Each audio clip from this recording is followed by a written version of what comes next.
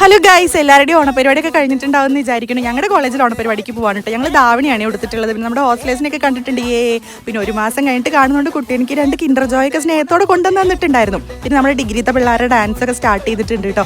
മാവേലി വാമനനും ഒക്കെ ഉണ്ടായിരുന്നു. പിന്നെ നമ്മളിതാ ഫോട്ടോ എടുക്കാൻ വേണ്ടിയിട്ട് പോവുകയാണ്. അതിൻ്റെ ഇടയിൽ നമ്മുടെ ടീച്ചേഴ്സിൻ്റെ തിരുവാതിര ഉണ്ടെന്ന് പറഞ്ഞപ്പോൾ നമ്മൾ ഓടി വന്നു കേട്ടോ. അപ്പോൾ അതൊക്കെ കണ്ടിരിക്കുകയാണ്. നമ്മുടെ പിള്ളേരെല്ലാവരും ഉണ്ട് കേട്ടോ.